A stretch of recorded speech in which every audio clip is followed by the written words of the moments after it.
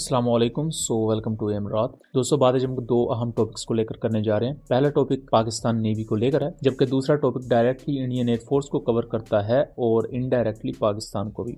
पहले टॉपिक की तरफ आ जाएं तो पाकिस्तान नेवल एयर आर्म को लेकर एक बहुत ही ज़्यादा अहम खबर फाइनली जिसका इंतजार किया जा रहा था कि पाकिस्तान नेवल एयर आर्म भी अनमैन्ड कॉम्बैट एरियल व्हीकल्स को ऑपरेट करेगा। इसी कॉन्टेक्स्ट में ये फैसला किया गया है कि पाकिस्तान नेवी अभी तक की जो रिपोर्ट्स हैं कि चाइना से CH-4B ड्रोन्स को खरीदेंगी। अब CH-4 ड्रोन्स की ही बात कर ली जाए तो इस ड्रोन को इससे पहले I believe Pakistan army aviation या पाकिस्तान एयरफोर्स यूज़ करती आई है और CH-4A और CH-4B का मिक्सचर यूज़ किया जाता है। जो CH-4A है ये सिर्फ और सिर्फ इंटेलिजेंस, रिकॉनिसेंस, सर्विलेंस का काम कर सकता है, जबकि जो CH-4B वेरिएंट है ये अटैक रोल भी परफॉर्म करने के काबिल है। ये ड्रोन बुनियादी तौर पर medium altitude long endurance drone है और पाकिस्तान नेवी को लेकर पिछले 1.5 साल से इसकी बातें तो चल ही रही थी कि पाकिस्तान नेवी CH-4 की तरफ जा सकती हैं और अब इसी को लेकर दोबारा से काफ़ी क्रेडिबल सोर्सेज इस तरफ इशारा कर रहे हैं कि पाकिस्तान नेवी फाइनली एक्वायर करने जा रही है CH-4B को।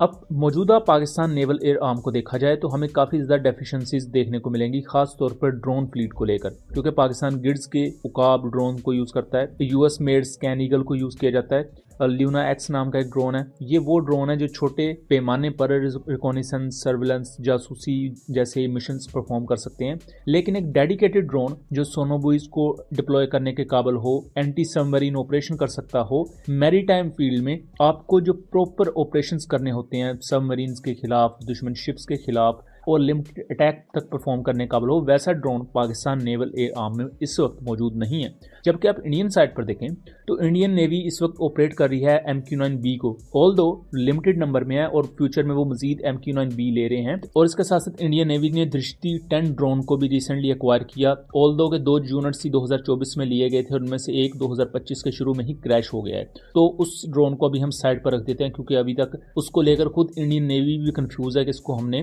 प्रॉपरली यूज भी करना है या नहीं। लेकिन जो CH-4B ड्रोन है इसकी अगर टेक्निकली इसको देखा जाए तो ये काफ़ी ज़्यादा बैटल टेस्टेड है। नाइजीरिया से बैटलफील्ड में यूज़ कर चुका है, पाकिस्तान मुख्तलिफ टेरर ऑर्गेनाइजेशंस के खिलाफ इसको यूज़ कर चुका है और टेक्टिकल बेसिस पर देखा जाए तो इसकी ऑपरेशनल हिस्ट्री बहुत अच्छी रही है। अगर इसकी थोड़ी स्पेसिफिकेशंस की बात कर ली जाए तो ये एक वक्त में 4 I believe air to ground missiles को कैरी कर सकता है, AR-1, AR-2 जैसे एयर टू ग्राउंड मिसाइल्स। उसके साथ साथ इसका maximum take off weight 1300 kilogram के आसपास है और 40 घंटे की एंड्योरेंस प्रोवाइड करता है, 16,000 फीट से ज़्यादा की सर्विस सीलिंग प्रोवाइड करता है और ये 5000 मीटर अवे रहते हुए भी अपने टारगेट को स्ट्राइक करने के काबिल है, जिसकी वजह से इवन जो छोटे एयर डिफेंस सिस्टम्स हैं उनके खिलाफ भी इन्हें यूज़ किया जाता है। अब नेवल डोमेन में एक तो ये मैरीटाइम रिकॉनिसेंस, जासूसी, निगरानी का काम करेगा, सोनोबुइस को डिप्लॉय करने के काबिल होगा, जिससे दुश्मन की सबमरीन्स के खिलाफ भी आप ऑपरेशंस कर सकते होंगे। इसके साथ साथ किसी भी किस्म की हॉस्टाइल सिचुएशन में जो दुश्मन की शिप्स होती हैं उन पे कुछ की इंफ्रास्ट्रक्चर होता है, जैसा कि अगर आप शिप पर मौजूद रेडार को डैमेज कर दें तो उस पर्टिकुलर वॉरशिप के बहुत से ऑपरेशन नाकाम हो जाएंगे या वो ऑपरेशन करने के काबिल ही नहीं रहेगी। तो ऐसे ऑपरेशंस के लिए बड़े मिसाइल्स को यूज करने की बजाय आप ड्रोन्स को यूज कर सकते हैं। ऑल्दो कि ड्रोन के डिस्ट्रॉय होने के भी चांसेस होंगे, लेकिन ड्रोन की कीमत उतनी नहीं होगी जितना बड़ा आप अपना टारगेट अचीव कर सकते हैं। इसकी मिसाल अगर रियल वर्ल्ड में देखें तो ईरान इस चीज को कर रहा है, अब US भी इस चीज की तरफ जा रहा है, चाइना जा रहा है, तुर्की। तो ये वो कंट्रीज हैं जो प्रॉपरली अब ड्रोन्स को अटैक रोल के लिए भी यूज कर रही हैं नेवल डोमेन में। तो उस कॉन्टेक्स्ट में पाकिस्तान का ये बहुत बड़ा फैसला है और इससे पाकिस्तान नेवी की नेवल एयर आर्म में जो इस वक्त डेफिशिएंसीज हैं वो पूरी होंगी। अब दूसरे टॉपिक की तरफ आ जाते हैं तो जैसा कि इस वक्त इंडिया में एरो इंडिया एयर शो 2025 उसकी तैयारियां जोरों शोरों से जारी है। फरवरी में ये एयर शो मुनक्कद किया जाएगा। इसमें इससे पहले ये रिपोर्ट्स मौजूद थी कि अमेरिका अपने F-35 स्टेल्थ एयरक्राफ्ट और F-16 एयरक्राफ्ट को भेज रहा है, लेकिन अब अमेरिका के ऑफिशियल सोर्सेज की तरफ से ये कंफर्म कर दिया गया है कि एरो इंडिया एयर शो जो कि फरवरी 2025 में होगा उसमें F-16 और F-35 की डेमोन्स्ट्रेशन को कैंसिल कर दिया गया है। ये बहुत बड़ा सेटबैक है क्योंकि इंडिया इस वक्त ये चाह रहा था कि चूंकि पाकिस्तान J-35 लेने वाला है और साउथ एशियन रीजन में पाकिस्तान वो पहला कंट्री होगा जिसके पास स्टेल्थ टेक्नोलॉजी आ जाएगी।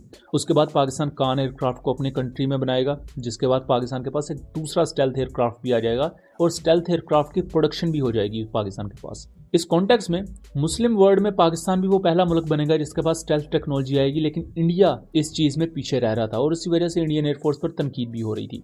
F-35 का एरो इंडिया 2025 में आना एक उम्मीद की किरण थी, जहां F-35 की डेमोन्स्ट्रेशन इंडिया में पेश की जाएगी और इंडिया इसी कॉन्टेक्स्ट में अमेरिका के साथ निगोशिएट भी करेगा कि F-35 को अगर लिया जा सकता है तो उसके क्या क्या टर्म्स एंड कंडीशंस होंगे, क्योंकि रशिया के साथ भी इंडिया के अच्छे ताल्लुकात है, तो अमेरिका के साथ फिर कोई डील वगैरह तो इंडिया को करनी पड़ेगी। इसी कॉन्टेक्स्ट में उनके लिए F-35 मुमकिन हो पाएगा, क्योंकि इंडिया का जो अपना AMC एयरक्राफ्ट है वो अभी तक ऑन पेपर है। उसमें आपको कम अज कम भी अगर इंडिया बहुत जल्दी भी करे तो 6-7 साल का भी अरसा लगेगा, उसके बाद इसके प्रोटोटाइप्स आएंगे या आगे के तमाम मामला चलेंगे। तो F-35 इस वक्त एक पॉसिबल ऑप्शन है।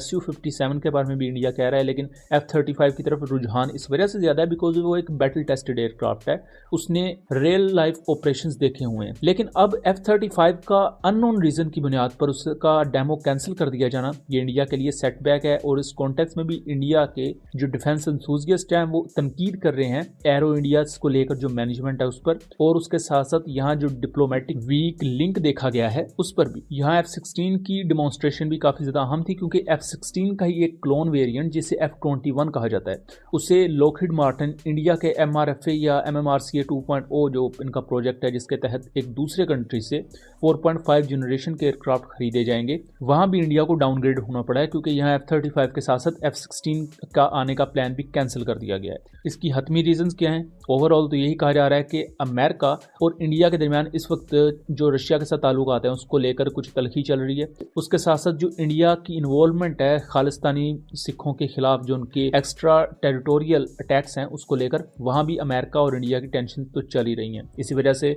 इंजन वगैरह भी डिले आया है, जो तेजस एयरक्राफ्ट के इंजन है, और अब F-35 की डेमोन्स्ट्रेशन भी कैंसिल हो चुकी है। और इसे ये कहना गलत ना होगा कि पाकिस्तान के J-35 को काउंटर करने के लिए जो F-35 लाने का प्लान था उसको लेकर इंडिया डाउनग्रेड हुआ है और उसमें एक बड़ी नाकामी इंडिया को देखने को मिली है। सो दोस्तों, ये था एक एनालिसिस। उम्मीद करता हूँ चीजें क्लियर रही होंगी। वीडियो पसंद आई हो तो इसे ज्यादा से ज्यादा शेयर कीजिएगा ताकि इस आगाही को आगे फैलाया जा सके। मिलेंगे अगली वीडियो में, तब तक के लिए अल्लाह हाफिज।